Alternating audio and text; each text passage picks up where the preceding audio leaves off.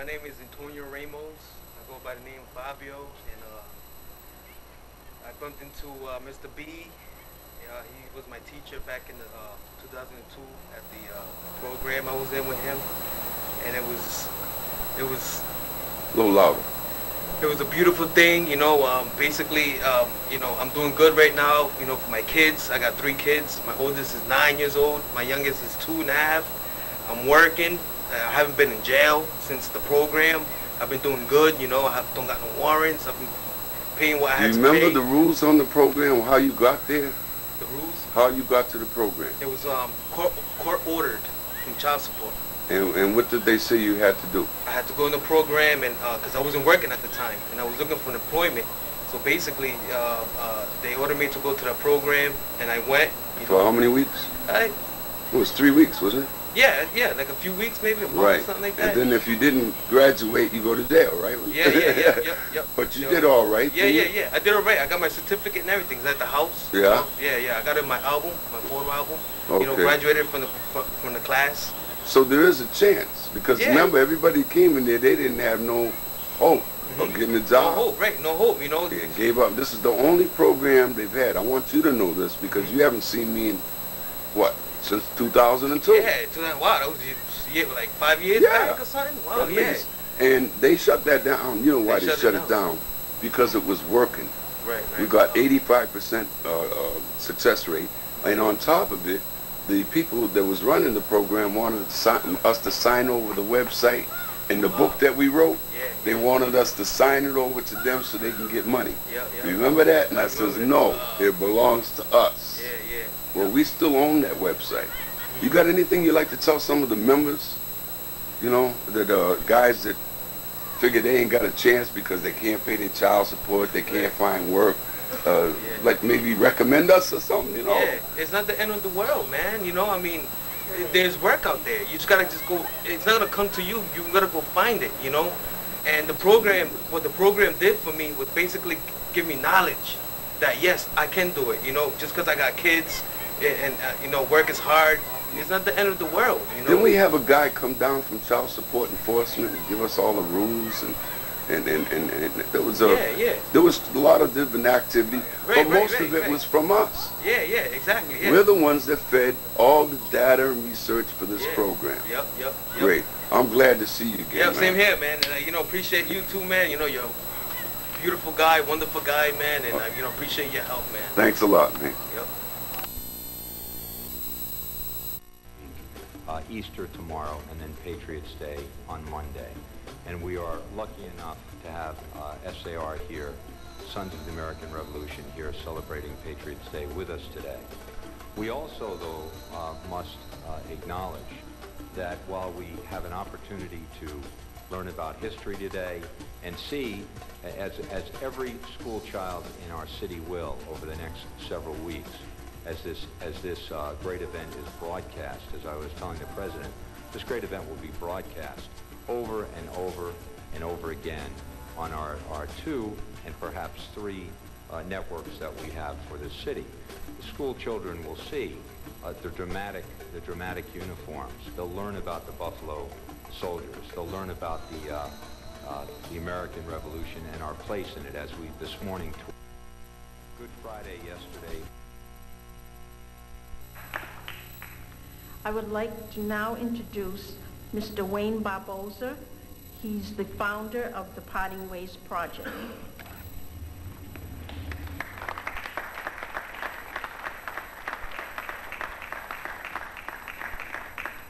Hello, everyone, and welcome. I can't say that I've ever been before such a group like this. I'm a veteran, and it seems like 80% of the people here are. And it looks like the family's there to support them. We're talking about American values that I have never seen before. And I'd like to say that I'm very proud to be here. And I was here a few years ago in behalf of Parting Ways. We had brought the ambassador from the Republic of Cabo Verde, in which he had cut the ribbon for the Parting Ways site in Plymouth. I kind of want to bring that in the picture because some of us don't know our history. In fact, it really isn't our history. It's his story. So parting ways is trying to correct that. I thought I was well read until I started reading this history and digging up the forgotten stuff. And it turned out that I had nothing to be ashamed of, because when I grew up, we were ashamed. We were ashamed of our history because we didn't know it. We thought we were just slaves. At the very least, some of us were free. Some of us had some values. In fact, some guys actually were selling to the Continental armies, providing supplies. And some were like Haim Solomon, a Jewish fellow. He was a broker.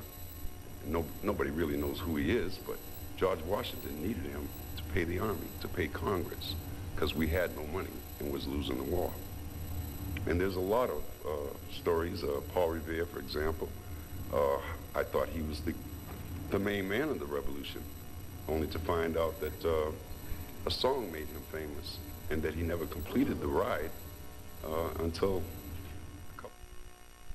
I'm studying the lives of people who became change agents, you know, whether it was Martin Luther King Jr. or Ida B. Wells or, you know, any number of people we might talk about. If you want to sustain yourself over the long haul, change takes a long time, you know, and if you want to sustain yourself, you have to refill your well, so to speak, in order to maintain your energy. A long time ago, someone said to me that the work you do, Beverly, can be draining, and there's certainly truth to that. But the person said, so if you make a lot of withdrawals, you have to make a lot of deposits. And I think there's a lot of wisdom in that. So that, for me, is helping students understand that the things they care about, the things that take up their energy, the things that become withdrawals for them, have to be countered with deposits. Otherwise, you burn yourself out and you can't be effective in anything. Good afternoon. My name is Isabella Tuma, and I am a senior at Hiram College, and I'm also the president of African American Students United. A problem that we're having on campus is cultivating other young leaders. How do we do that? How do we get people involved and keep them involved with all the programming and keep them conscious of what's going on, not only locally but globally? Well, this is a question that I think many campuses struggle with, which is, you know, how do you get students involved? And certainly I think it's hard to do it without engaging the faculty in this process. You know, faculty are critical to this effort, I think, but there are lots of ways that faculty can help. Now, this is not to say that staff members can't be influential and that students are influential, but I think it requires a whole campus effort to really engage students in the way that we hope they will be engaged. But, for example, if you are a faculty member, you can build into your syllabus community-based learning. You know, community involvement, service learning can be part of the learning experience if you build it into your syllabus. If you have guest speakers that you want your students to hear, I have been on several college campuses as an employee, and I know that sometimes you have a fabulous speaker and people don't come. But if you have faculty members supporting the program, they can build it into their syllabus and make it a part of the requirement for students to attend those events and learn. Whether they were really interested or not, they sometimes hear something that they might really benefit from. And, but I also think, you know, leading by example. Now, one of the things that I'm aware of on predominantly white college campuses is that students of color are often very involved in student activities. And especially if it's a small population of students, one of the things that sometimes happens is that the students themselves wear themselves out. You know, that it is, let's say it's Black History Month, and the African American Student Organization wants to put on, you know, 30 events, one every day of the month, or 28 since it's in February. And I used to always say, when I worked in that kind of environment, I used to say to students, less is more. You know, that sometimes it's better to do, you know, 2 or 3 really good programs that you can get a lot of people to come than trying to do 28 of them. But I also think it's important for administrators in that environment to recognize the burden that falls to students in that role. and to provide support in the form of staffing, and so that students don't feel that they really, you know, if we do it, it won't get done, which sometimes is how they feel. So I think it is important to think about it administratively in terms of how do you provide that kind of safety net, and how do you ask